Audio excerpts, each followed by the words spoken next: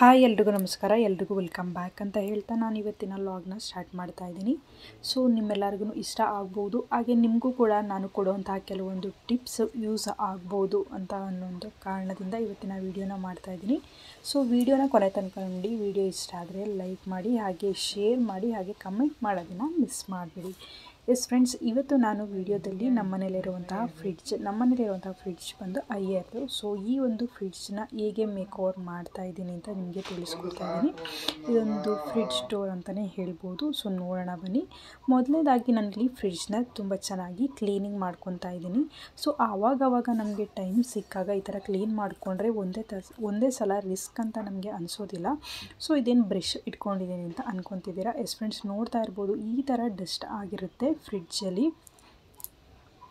ಕೆಲವೊಮ್ಮೆ ಅದು ನಾವು ಬಟ್ಟೆನಲ್ಲಿ ಕ್ಲೀನ್ ಮಾಡಬೇಕಾದ್ರೆ ನೀಟಾಗಿ ಕ್ಲೀನ್ ಆಗೋದಿಲ್ಲ. ಸೊ ಆ ಕಾರಣದಿಂದ ಈ ಥರ ನಾವು ಬ್ರಷನ್ನು ಯೂಸ್ ಮಾಡಿಕೊಂಡು ಅಲ್ಲಿರುವಂತಹ ಡಸ್ಟನ್ನು ರಿಮೂವ್ ಮಾಡಿದ್ರೆ ಆ ಒಂದು ಪ್ಲಾಸ್ಟಿಕ್ ವೈಸ್ ಅದು ಎಡ್ಜಲ್ಲಿ ಏನಿರುತ್ತೆ ಈ ಥರ ಬೆಲ್ ಟೈಪು ಅದರೊಳಗಡೆ ಎಲ್ಲ ಫುಲ್ಲು ಸೇರ್ಕೊಂಡ್ಬಿಟ್ಟಿರುತ್ತೆ. ಸೊ ಅದನ್ನು ಈ ಥರ ಬ್ರಷ್ನಿಂದ ಈ ಥರ ರಿಮೂವ್ ಮಾಡ್ತಾ ಬಂದರೆ ಅಲ್ಲಿರುವಂಥ ಡಸ್ಟು ಈಸಿಯಾಗಿ ರಿಮೂವ್ ಆಗ್ತಾ ಹೋಗುತ್ತೆ. ಮತ್ತು ಫ್ರಿಡ್ಜಲ್ಲಿ ಕೆಲವೊಂದು ಸಂಧಿಗಳಿರುತ್ತೆ, ಅಲ್ಲಿ ನಮಗೆ ಬಟ್ಟೆನಲ್ಲಿ ನೀಟಾಗಿ ಕ್ಲೀನ್ ಮಾಡೋದಕ್ಕೆ ಆಗ್ತಾ ಇರೋದಿಲ್ಲ.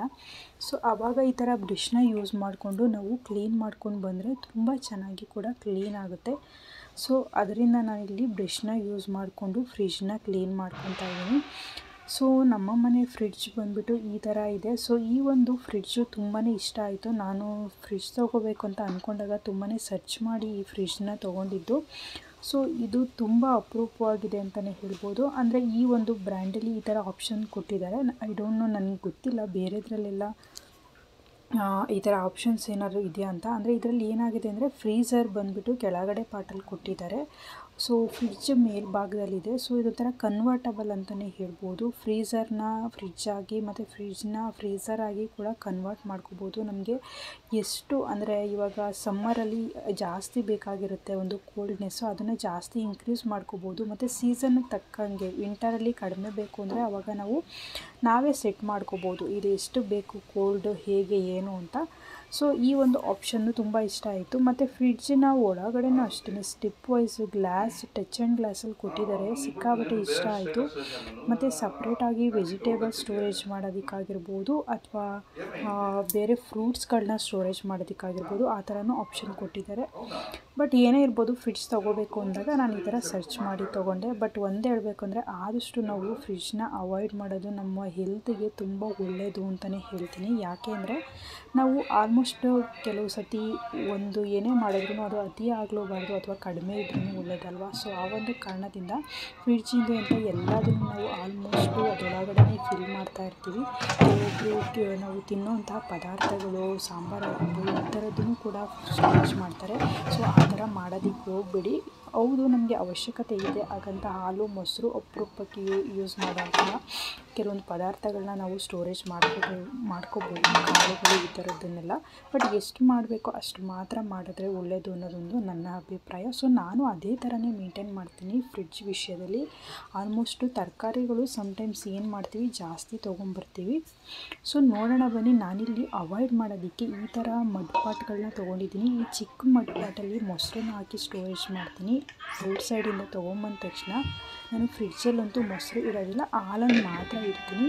ಮತ್ತು ಈ ಥರ ಮಜ್ಜಿಗೆ ಮಾಡ್ಕೊತೀನಿ. ಇದನ್ನು ಈ ಥರ ದೊಡ್ಡದಾಗಿರುವಂತಹ ಮಡಿಕೆನಲ್ಲಿ ಹಾಕಿ ಸ್ಟೋರೇಜ್ ಮಾಡಿದ್ರೆ ಈ ಒಂದು ಸಮ್ಮರ್ ಸ್ಟಾರ್ಟ್ ಆಗ್ತಾ ಇರೋದ್ರಿಂದ ಸೊ ತುಂಬ ಚೆನ್ನಾಗಿ ಅನಿಸುತ್ತೆ. ಮತ್ತು ದೊಡ್ಡದು 5 ಲೀಟ್ರದ್ದು ಅಷ್ಟೇ ನೀರು ಸ್ಟೋರೇಜ್ ಮಾಡೋವಂಥ ಮಡಿಕೆ ತಂದಿಟ್ಕೊಂಡಿದ್ದೀನಿ. ಅದಕ್ಕೆ ಈ ಥರ ಅಲ್ಲಿ ಇರುವಂತಹ ಕೋಲ್ಡ್ ವಾಟರ್ನ ನಾನಿಲ್ಲಿ ಯೂಸ್ ಮಾಡ್ತಾಯಿದ್ದೀನಿ. ಈ ಥರ ಯೂಸ್ ಮಾಡೋದ್ರಿಂದ ಸಿಕ್ಕಾಬಟ್ಟೆ ಕೋಲ್ಡೇ ಇರುತ್ತೆ. ಮಡಿಕೆನಲ್ಲಿ ಯೂಸ್ ಮಾಡುವಂಥ ವಾಟರು ಯಾವುದೂ ಏನು ಕಡಿಮೆ ಇಲ್ಲ, ಅಷ್ಟು ಚೆನ್ನಾಗಿರುತ್ತೆ ವಾಟರು. ಸೊ ನಾನು ಜಾಸ್ತಿ ಇದೇ ವಾಟರ್ನ ಕುಡಿಯೋದಕ್ಕೆ ಯೂಸ್ ಮಾಡೋದು. ಸೊ ಈ ರೀತಿ ನಾವು ಮಜ್ಜಿಗೆ ಮಾಡಿಟ್ಕೊಂಡ್ರೆ ನಮ್ಮ ದೇಹನೂ ಕೂಡ ಚೆನ್ನಾಗಿರುತ್ತೆ, ತುಂಬ ತಂಪಾಗಿರುತ್ತೆ. ಸೊ ಈ ಥರ ನೀವು ಮಾಡ್ಕೊಳ್ಳಿ, ಟ್ರೈ ಮಾಡಿ. ಮತ್ತು ಈ ಕೆಲವೊಂದು ಐಟಮ್ಗಳು ಆಲೂಗೆಡ್ಡೆ ಆಗಿರ್ಬೋದು, ಟೊಮೊಟೊ ಆಗಿರ್ಬೋದು ಮತ್ತು ಶುಂಠಿ ಇದೆಲ್ಲದನ್ನು ಫ್ರಿಡ್ಜಲ್ಲಿಟ್ಟರೆ ಡೇಂಜರು. ಮತ್ತು ಅದರಲ್ಲಿರುವಂತಹ ಎಲ್ಲ ಪ್ರೋಟೀನ್ಗಳನ್ನ ಇದು ಅಂತಲ್ಲ ತರಕಾರಿಗಳನ್ನೂ ಅಷ್ಟೇ ಅರ್ಧ ಫ್ರಿಡ್ಜೇ ತಿಂದಾಕಿರುತ್ತೆ. ಸೊ ಈಗ ಇರೋವಂತಹ ಈ ಜನ್ರೇಷನಲ್ಲಿ ನಾವು ಅಟ್ಲೀಸ್ಟ್ ಈ ಥರ ಮೇಂಟೈನ್ ಮಾಡಿದ್ರೆ ನಮ್ಮ ಆರೋಗ್ಯ ಚೆನ್ನಾಗಿರುತ್ತೆ ಅನ್ನೋದೊಂದು ನನ್ನ ಅಭಿಪ್ರಾಯ. ಯಾಕೆಂದರೆ ಇವಾಗ ಎಲ್ಲ ಕೆಮಿಕಲ್ ಹಾಕಿ ಫುಡ್ನ ಬೆಳೀತಿರೋದ್ರಿಂದ ಅಟ್ಲೀಸ್ಟ್ ನಾವು ಈ ರೀತಿ ಮಾಡಿದ್ರೆ ಅಟ್ಲೀಸ್ಟ್ ಸ್ವಲ್ಪ ಮಟ್ಟಿಗಾದ್ರೂ ಸೇವ್ ಆಗ್ಬೋದು. ಸೊ ಎಷ್ಟು ಅವಶ್ಯಕತೆ ಇದೆ ಅಷ್ಟು ಅವಶ್ಯಕತೆ ಇರುವಂಥ ತರಕಾರಿ ಮಾತ್ರ ತೊಗೊಂಬನ್ನಿ. ಕೆಲವೊಮ್ಮೆ ಏನು ಮಾಡ್ತೀವಿ, ಕಡಿಮೆ ದುಡ್ಡಿಗೆ ಸಿಗುತ್ತೆ ಅಥವಾ ಅರ್ಜೆಂಟ್ ಆಗುತ್ತೆ, ಹೋಗೋದಕ್ಕೆ ಟೈಮ್ ಇಲ್ಲ ಅಂತ ಸಂದರ್ಭದಲ್ಲಿ ಜಾಸ್ತಿ ಎತ್ಕೊಂಡ್ಬಂದ್ಬಿಡ್ತೀವಿ. ಆ ರೀತಿ ಮಾಡಬೇಡಿ. ಈ ಥರ ಶುಂಠಿನ ನೀವು ಒಂದು ಪಾಟ್ಗೆ ಮಣ್ಣೊಳಗಡೆ ಹಾಕಿ ಇಟ್ಟರೆ ತುಂಬ ಚೆನ್ನಾಗಿರುತ್ತೆ. ಇದಕ್ಕೆ ನೀರು ಹಾಕಬಾರ್ದು. ಸೊ ಆವಾಗವಾಗ ನೋಡಿಕೊಂಡು ಟೈಮ್ ಇರೋರು, ಮನೇಲಿರೋರು ಈ ಥರ ಒಂದು ಪ್ಲ್ಯಾನನ್ನು ಕೂಡ ಮಾಡ್ಕೋಬೋದು. ಸೊ ನಾನು ಇದೇ ಥರ ಮಾಡ್ತಾ ಹೋಗ್ತೀನಿ. ಸೊ ಇದು ತುಂಬ ದಿನಗಳ ಕಾಲ ಅಂದರೆ ಏನು ಜಾಸ್ತಿ ಅಲ್ಲ, ಒಂದು 15 ಡೇಸ್ ಅಟ್ಲೀಸ್ಟ್ 1 ಮಂತ್ ಆದರೂ ನಾವು ಮೇಂಟೈನ್ ಮಾಡ್ಬೋದು. ಯಾವುದೇ ಥರ ಗಿಡ ಬರೋದಿಲ್ಲ, ನೀರು ಹಾಕಬಾರ್ದು ಅಷ್ಟೇ. ಇದಾದ ನಂತರ ನಾವು ಹೆಂಗೆ ಅವಾಯ್ಡ್ ಮಾಡೋದಂದರೆ ಅಟ್ಲೀಸ್ಟ್ ಈ ಥರ ತೆಂಗಿನಕಾಯಿನ ಯೂಸ್ ಮಾಡ್ತೀವಿ, ಅದನ್ನು ಹೊಡಿತೀವಿ, ಸ್ವಲ್ಪ ತುರಿತೀವಿ, ಮತ್ತು ಇನ್ನೂ ಒಂದು ಹೋಳಿರುತ್ತೆ. ಇದನ್ನು ಫ್ರಿಡ್ಜಲ್ಲಿ ಇಡೋದಕ್ಕಿಂತ ನಾವು ಈ ಥರ ಬಿಸಿಲಲ್ಲಿ ಒಣಗಿಸ್ಕೊಂಡು ಇಟ್ಕೊಂಡ್ರೆ ಸೊ ಜಾಸ್ತಿ ಅಲ್ಲ, ಒಂದು 2 ದಿನ 1 ದಿನನಾದ್ರೂ ತಡೀತಾ ಬರುತ್ತೆ. ಇದಾದ ನಂತರ ನಿಂಬೆಹಣ್ಣು ಅಷ್ಟೇ ನಾನು ಫ್ರಿಡ್ಜಲ್ಲಿ ಇಡೋದಿಲ್ಲ. ಈ ಥರ ಒಂದು ಗ್ಲಾಸ್ ಬೌಲ್ಗೆ ಅಥವಾ ಜಾರ್ಗೆ ಹಾಕ್ಬಿಟ್ಟು ಏರ್ ಟೈಟ್ ಏನು ಕ್ಯಾಪ್ ಇರುತ್ತೆ ಅದಕ್ಕೆ ಹಾಕ್ಬಿಟ್ಟು ನಾವು ತುಂಬ ದಿನಗಳ ಕಾಲ ಅಟ್ಲೀಸ್ಟ್ 15 ಡೇಸ್ ಆದ್ರೂ ಇಟ್ಕೋಬೋದು. ಮತ್ತು ಅವಾಗವಾಗ ಒಂದು 3 ಡೇಸ್ 4 ಡೇಸ್ಗೆ ನಾವು ನೋಡ್ತಾ ಇದ್ದರೆ ಸೊ ಗೊತ್ತಾಗುತ್ತೆ ಯಾವುದು ಹಾಳಾಗಕ್ಕೆ ಬಂದಿರುತ್ತೆ, ಅದನ್ನು ಬೇಗ ತಗೊಂಡು ಯೂಸ್ ಮಾಡಬೇಕು. ಇಲ್ಲಾಂದರೆ 1-2 ಏನಾದರೂ ನಿಂಬೆಹಣ್ಣು ಇದ್ದರೆ ಈ ಥರ ಕವರ್ಗೆ ಹಾಕ್ಬಿಟ್ಟು ಗಾಳಿ ಹೋಗದೇ ರೀತಿ ಟೈಟಾಗಿ ಕಟ್ಟಿದ್ರೆ ಮಿನಿಮಮ್ ಆದ್ರೂ 15 to 20 ಡೇಸ್ ಫ್ರೆಶ್ಶಾಗೇ ಇರುತ್ತೆ. ಸೊ ಇದು ನನ್ನೊಂದು ಪರ್ಸ್ನಲ್ ಎಕ್ಸ್ಪೀರಿಯೆನ್ಸು. ನಾನು ಹೀಗೆ ಮಾಡಿದ್ದೆ, ನಿಮಗೂ ಯೂಸ್ ಆಗುತ್ತೆ ಅಂತ ನಿಮ್ಮ ಜೊತೆ ಶೇರ್ ಮಾಡ್ಕೊತಾ ಇದ್ದೀನಿ. ಸೊ ಈ ರೀತಿ ನಾವು ಫ್ರಿಡ್ಜ್ನ ಆಲ್ಮೋಸ್ಟ್ ಅವಾಯ್ಡ್ ಮಾಡ್ಬೋದು. ನೆಕ್ಸ್ಟು ಇವಾಗ ನಾನು ಇದನ್ನು ಅಮೆಝಾನಲ್ಲಿ ಬೈ ಮಾಡಿದ್ದೀನಿ. ಲಾಸ್ಟ್ ವೀಡಿಯೋದಲ್ಲಿ ನಿಮ್ಮ ಜೊತೆ ಕೂಡ ಶೇರ್ ಮಾಡಿದ್ದೆ ಬಾಕ್ಸ್ನ. ಸೊ ಈ ಬಾಕ್ಸು ಅಷ್ಟೇ ತುಂಬ ಚೆನ್ನಾಗಿದೆ. ಸೊ ಇದಕ್ಕೆ ನಾರ್ಮಲಾಗಿ ನಾವು ಡೈಲಿ ಯೂಸ್ ಮಾಡೋ ಕೊತ್ತಂಬರಿ ಸೊಪ್ಪು ಆಗಿರ್ಬೋದು, ಹಸಿಮೆಣ್ಸಿನ್ಕಾಯಿ ಅಥವಾ ಕರಿಬೇವು ಈ ಥರದ್ದನ್ನೆಲ್ಲ ಸ್ಟೋರೇಜ್ ಮಾಡೋದಕ್ಕೆ ತುಂಬ ಚೆನ್ನಾಗಿದೆ. ನಾನು ಶಾಪಿಂದ ತರಬೇಕಾದ್ರೆ ಜಾಸ್ತಿ ತೊಗೊಂಬರೋದಿಲ್ಲ. 2 ಡೇಸ್ 1 ಡೇಸ್ ಈಗೆಲ್ಲ ಹೋಗ್ತಾ ಇರ್ತೀನಿ ಔಟ್ಸೈಡು, ಆವಾಗ ಫ್ರೆಶ್ಶಾಗಿ ತೊಗೊಂಬರ್ತೀನಿ. ಸೊ ಇನ್ ಕೇಸ್ ಕೊತ್ತಂಬರಿ ಸೊಪ್ಪು, ಮೆಣಸಿನ್ಕಾಯಿ ಇದೆಲ್ಲದೂ ಅಷ್ಟೇ ಒಂದು ವಾರಕ್ಕಾಗೋವಷ್ಟು ತೊಗೊಂಬರ್ತೀನಿ ಅಥವಾ ಕಡಿಮೆಗೇ ತೊಗೊಂಬಂದಿರ್ತೀನಿ. ಕೆಲವು ಸರ್ತಿ ನಮ್ಮ ಮನೆಯಲ್ಲಿ ಇಬ್ಬರೇ ಇರೋದ್ರಿಂದ ನಾವು ಅದನ್ನ ಯೂಸ್ ಮಾಡಿರೋದಿಲ್ಲ, ಹಾಗಾಗಿ ಸ್ಟಾಕ್ ಇರುತ್ತೆ. ಬಟ್ ಜಾಸ್ತಿ ಅಂದರೆ 1 ವೀಕ್ ಮೇಲೆ ಅದನ್ನು ಇಟ್ಕೊಳ್ಳೋದಕ್ಕೆ ಹೋಗೋದಿಲ್ಲ. ಸೊ ಅದನ್ನು ನೋಡಿಕೊಂಡು ನಿಮಗೆ ಟೈಮ್ ಸಿಕ್ಕಿದಾಗ ಹೊರಗೆ ಹೋಗಿ ಫ್ರೆಶ್ಶಾಗಿ ತೊಗೊಂಬರೋದು ಅಥವಾ ಎಷ್ಟು ಜನ ಇದ್ದಾರೆ ಅದಕ್ಕೆ ಆ ರೀತಿ ನೋಡಿಕೊಂಡು ನಾವು ತರೋದು ತುಂಬಾ ಯೂಸ್ ಆಗುತ್ತೆ. ಇದರಿಂದ ಅಟ್ಲೀಸ್ಟ್ ನಾವು ಅವಾಯ್ಡ್ ಮಾಡ್ತಾ ಬರ್ಬೋದು. ಸೊ ನಮ್ಮ ಮನೆಯಲ್ಲಿ ಜಾಸ್ತಿ ನಾವು ಹಸಿಮೆಣ್ಸಿನ್ಕಾಯಿ ಯೂಸ್ ಮಾಡ್ತೀವಿ, ಬಟ್ ಲಿಮಿಟಾಗಿ ಜಾಸ್ತಿ ಯೂಸ್ ಮಾಡೋದಿಲ್ಲ. ಸೊ ಅದಕ್ಕೋಸ್ಕರ ನಾನು ಕಡಿಮೆಗೇ ತೊಗೊಂಬರೋದು, ಒಂದು 10 ರೂಪೀಸ್ಗೆ ಹಂಗೆ ತೊಗೊಂಬರ್ತೀನಿ. ಸೊ ಅದನ್ನು ಈ ರೀತಿ ನಾನು ಸ್ಟೋರೇಜ್ ಮಾಡಿ ಇಟ್ಕೊತಾ ಇದ್ದೀನಿ. ಸೊ ಈ ರೀತಿ ನೀವು ಅಷ್ಟೇ ಫ್ರಿಡ್ಜಿನ ವಿಷಯದಲ್ಲಿ ಸ್ವಲ್ಪನಾದ್ರೂ ಈ ರೀತಿ ಮೇಂಟೈನ್ ಮಾಡ್ತಾ ಬನ್ನಿ. ಸೊ ಆ ಫ್ರಿಡ್ಜನ್ನ ನಾವು ಅವಾಯ್ಡ್ ಮಾಡೋ ಥರ ಆಗುತ್ತೆ. ಯಾಕೆಂದರೆ ಅದರಲ್ಲಿರೋಂತಹ ವಿಟಮಿನ್ಸ್ಗಳನ್ನೆಲ್ಲದನ್ನೇ ಫ್ರಿಡ್ಜೇ ಎಳ್ಕೊಳ್ಳುತ್ತೆ ಅಂತ ಹೇಳ್ತಾರೆ. ಸೊ ಆ ಒಂದು ರೀಸನಿಂದ ಅಟ್ಲೀಸ್ಟ್ ಈ ಥರ ಮೇಂಟೈನ್ ಮಾಡ್ತಾ ಬಂದರೆ ನಮ್ಮ ಹೆಲ್ತೂ ಕೂಡ ತುಂಬಾ ಚೆನ್ನಾಗಿರುತ್ತೆ.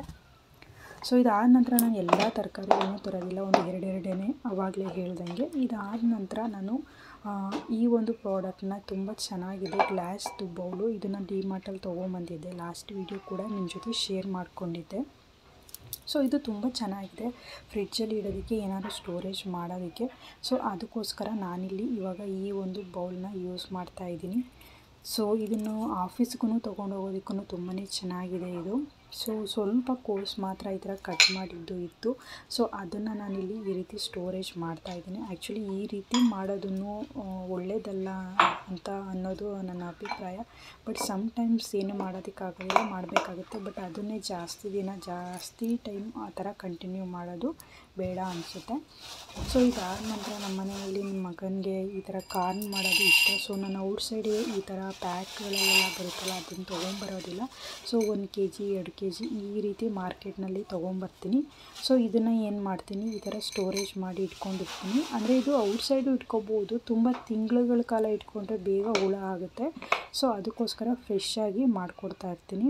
ಇನ್ನೂ ಒಂದು ಆಪ್ಷನ್ ಇದೆ, ಜಾಸ್ತಿ ಕಾಳುಗಳು 5 kg 10 kg ಕಾಳುಗಳನ್ನೆಲ್ಲ ಫ್ರಿಡ್ಜಲ್ಲಿ ಇಡೋದಕ್ಕೆ ಜಾಗ ಇಲ್ಲ ಮತ್ತು ಇಡೋದು ಬೇಡ ಅಂತ ಅನ್ನುತ್ತಾ ನಿಮಗೆ ಅನಿಸಿದ್ರೆ ಈ ಥರ ಕ್ಯಾನ್ಗಳಿರುತ್ತೆ, ಆಯಿಲ್ ಕ್ಯಾನ್ಸು 5 ಲೀಟರ್ದು, ಅದರೊಳಗಡೆ ಸ್ಟೋರೇಜ್ ಮಾಡಿಟ್ಕೊಂಡ್ರೆ ನಿಜವಾಗ್ಲೂ ಆದ್ರೂ 1 ವರ್ಷ ಆದ್ರೂ ಅದು ಹಾಳಾಗೋದಿಲ್ಲ. ಆದರೆ ಹುಳ ಆಗೋದಕ್ಕಿಂತ ಮುಂಚೆನೇ ಸ್ಟೋರೇಜ್ ಮಾಡಬೇಕು. ಮತ್ತು ಬಿಸಿಲಲ್ಲಿ ಒಣಗಿದ ತಕ್ಷಣ ಹೀಟಲ್ಲಿದ್ದಾಗ ಸ್ಟೋರೇಜ್ ಮಾಡಬಾರ್ದು, ತಂಪಾಗಿರಬೇಕು, ಆವಾಗ ಸ್ಟೋರೇಜ್ ಮಾಡಬೇಕು.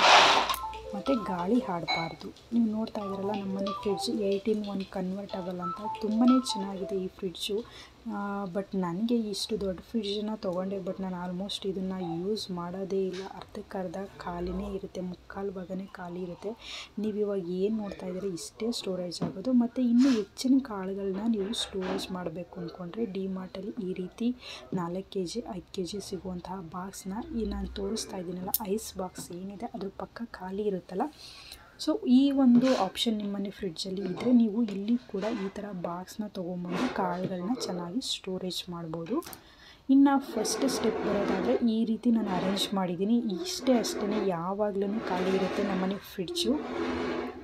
ಮತ್ತು ಕೆಲವೊಂದು ಪ್ರಾಡಕ್ಟ್ಸ್ಗಳು ಯಾವುದಾದ್ರೂ ಸಾಂಬಾರು ಪೌಡರ್ ಆಗಿರ್ಬೋದು, ಗರಂ ಮಸಾಲ ಆಗಿರ್ಬೋದು, ಈ ಥರ ಪ್ರಾಡಕ್ಟ್ಸ್ಗಳು, ಚಿಕನ್ ಮಸಾಲ, ಮಟನ್ ಮಸಾಲ, ನಾನು ಆ ಥರ ಪ್ರಾಡಕ್ಟ್ಸ್ಗಳನ್ನ ಜಾಸ್ತಿ ಅಂದರೆ ಯೂಸೇ ಮಾಡೋದಿಲ್ಲ. ಆನೆಸ್ಟಾಗಿ ಹೇಳ್ಬೇಕಂದ್ರೆ ನಾನೇನು ಮಾಡ್ತೀನಿ ಅಂದರೆ ಮನೆಯಲ್ಲೇ ಮಾಡ್ಕೊತೀನಿ. ಸೊ ಆ ಥರ ಪ್ರಾಡಕ್ಟ್ಸ್ಗಳನ್ನ ಯಾವುದೂ ನಾನು ಫ್ರಿಡ್ಜಲ್ಲಿ ಕೂಡ ಸ್ಟೋರೇಜ್ ಮಾಡಿಲ್ಲ. ಸೊ ಇಲ್ಲಿ ನಾನು ಆವಾಗಲೇ ಆಪ್ಷನ್ಸ್ ತೋರಿಸ್ದೆ, ಸೇಮ್ ಕನ್ವರ್ಟಬಲ್ ಮಾಡ್ಬೋದು, ನಮಗೆ ಯಾವ ಥರ ಎಷ್ಟು ಕೋಲ್ಡ್ ಬೇಕು, ಎಷ್ಟು ಹೇಗಿರಬೇಕು ಅನ್ನೋದನ್ನು. ಸೊ ಈ ರೀತಿ ಸಿಂಪಲ್ಲಾಗಿ ಇಟ್ಕೊಂಡಿದ್ದೀನಿ. ಆಲ್ಮೋಸ್ಟ್ ನಮ್ಮ ಮನೆಯಲ್ಲಿ ಫ್ರಿಡ್ಜಲ್ಲಿ ಯಾವಾಗಲೂ ಇಷ್ಟೇ ಕಡಿಮೆ ಪದಾರ್ಥಗಳಿರೋದು. ಫ್ರಿಡ್ಜ್ ಮಾತ್ರ ಡಬಲ್ ಡೋರ್ ತೊಗೊಂಡಿದ್ದೀನಿ, ಆದರೆ ಅದನ್ನು ನಾನು ಯೂಸೇ ಮಾಡೋದಿಲ್ಲ ಜಾಸ್ತಿ. ಸೊ ಎಲ್ಲ ಇಷ್ಟೇ ಆಲ್ಮೋಸ್ಟ್ ಖಾಲಿಯಾಗಿರುತ್ತೆ. ಫ್ರೂಟ್ಸ್ ಅಂತೂ ನಾನು ಯಾವುದೇ ಕಾರಣಕ್ಕೂ ಫ್ರಿಡ್ಜಲ್ಲಿ ಇಡೋದೇ ಇಲ್ಲ. ಸೊ ಫ್ರೆಶ್ಶಾಗಿ ತೊಗೊಂಬರ್ತೀನಿ. ಟೊಮೊಟೊನೂ ಅಷ್ಟೇ, ನೀವು ಔಟ್ಸೈಡಿಂದ ತೊಗೊಂಬರ್ಬೇಕಾದ್ರೆ ಅರ್ಧ ಕಾಯಿ ಅರ್ಧ ಹಣ್ಣಿರೋದು ಈ ಥರ ನೋಡ್ಕೊಂಡು ತೊಗೊಂಬನ್ನಿ. ಮತ್ತು ಅದು ಸ್ವಲ್ಪ ನೀಟಾಗಿ ಫ್ರೆಶ್ಶಾಗಿರಬೇಕು. ಆಲ್ಮೋಸ್ಟು ಸ್ವಲ್ಪ ಹಣ್ಣಾಗಿರೋದು, ಜಾಸ್ತಿ ಹಳಗಿರೋದು ಅಂತಾರೆ, ಆ ಥರನೂ ಇರಬಾರ್ದು. ನೀಟಾಗಿ ನೋಡ್ಕೊಂಡು ತೊಗೊಂಡ್ರೆ ನೀವು ಹೊರಗಡೆನೇ ಇಟ್ಕೊಂಡು ಯಾವ್ಯಾವುದು ಬೇಗ ಹಣ್ಣಾಗ್ತಾ ಇರುತ್ತೆ, ಸ್ವಲ್ಪ ಡ್ಯಾಮೇಜ್ ಥರ ಆಗುತ್ತೆ, ಅದನ್ನು ನೀವು ಫಸ್ಟು ಯೂಸ್ ಮಾಡ್ಕೊಂಬಿಡ್ಬೋದು. ಕಾಯಿನ ನಿಧಾನಕ್ಕೆ ಯೂಸ್ ಮಾಡ್ಕೊಬೋದು. ಈ ಥರ ಒಂದು ಪ್ಲ್ಯಾನ್ ಕೂಡ ಮಾಡ್ಕೊಳ್ಳಿ. ಟೊಮೊಟೊ ತೊಗೊಬರ್ಬೇಕಾದ್ರೆ ಫ್ರಿಡ್ಜಲ್ಲಿ ಇಟ್ಕೋಬೇಡಿ. ನೆಕ್ಸ್ಟ್ ಸ್ಟೆಪ್ಪಲ್ಲಿ ಬಂದು ಸ್ವಲ್ಪ ಪೂಜೆಗೆ ಹೂವು ಇಟ್ಕೊಂಡಿದ್ದೀನಿ, ಮತ್ತು ಸಿರಿಧಾನ್ಯ ಒಂದಿನ್ನು ಇಲ್ಲಿ ಇಟ್ಕೊಂಡಿದ್ದೀನಿ. ಇದು ಬೇಗ ಆಗಿಬಿಡುತ್ತೆ ಸಿರಿಧಾನ್ಯಗಳು. ಸೊ ಅದರಿಂದ ಈ ರೀತಿ ಇಟ್ಕೊಂಡಿದ್ದೀನಿ. ಸೊ ಈ ಥರ ಒಂದು ಇದಾಗಿ ನಾನು ಫ್ರಿಡ್ಜ್ನ ಮೇಂಟೈನ್ ಮಾಡಿದ್ದೀನಿ. ಸೊ ಆಲ್ಮೋಸ್ಟ್ ಎಲ್ಲದನ್ನು ಖಾಲಿನೇ ಇದೆ. ಮೊಟ್ಟೆಗಳನ್ನೂ ಅಷ್ಟೇ ನಾನು ಫ್ರಿಡ್ಜಲ್ಲಿ ಇಡೋದೇ ಇಲ್ಲ ಯಾವುದೇ ಕಾರಣಕ್ಕೂ. ಫ್ರೆಶ್ಶಾಗಿ ತೊಗೊಂಬಂದು ಹೊರಗಡೆನೇ ಇಟ್ಕೊಂಡಿರ್ತೀನಿ, ಬೇಗ ಯೂಸ್ ಮಾಡ್ಕೊತೀನಿ. ಎಸ್ ಫ್ರೆಂಡ್ಸ್, ಈ ವಿಡಿಯೋ ನೋಡಿ ನಿಮಗೆ ಏನು ಅನ್ನಿಸ್ತು? ನಾನು ಇಷ್ಟೇ ಹೇಳೋದು, ನನ್ನ ಕಡೆಯಿಂದ ಸಜೆಷನ್ ಅಂದರೆ ಆಲ್ಮೋಸ್ಟ್ ಫ್ರಿಡ್ಜಿಂದ ದೂರ ಇರಿ, ಅದನ್ನು ಅವಾಯ್ಡ್ ಮಾಡ್ತಾ ಬನ್ನಿ. ಬಟ್ ಬೇಕು, ಎಷ್ಟು ಬೇಕೋ ಅಷ್ಟೇ ಬೇಕು, ಜಾಸ್ತಿ ಅದಕ್ಕೆ ಅಡಿಕ್ಟ್ ಆಗೋದು ಬೇಡ. ಸ್ವಲ್ಪನಾದ್ರೂ ಅವಾಯ್ಡ್ ಮಾಡೋಣ ನಮ್ಮ ಹೆಲ್ತ್ ವಿಷಯದಿಂದ. ಸೊ ಈ ಥರ ಒಂದು ಫ್ರಿಡ್ಜಿಗೆ ವಾರಂಟಿ 10 years ಈ ರೀತಿ ಎಲ್ಲ ಕೊಟ್ಟಿದ್ದಾರೆ. ಸೊ ತುಂಬ ಚೆನ್ನಾಗಿತ್ತು. ಏನಿಸ್ತು ಈ ವಿಡಿಯೋ ನೋಡಿ? ಇಷ್ಟ ಆದರೆ ಲೈಕ್, ಸಬ್ಸ್ಕ್ರೈಬ್ ಮಾಡಿ.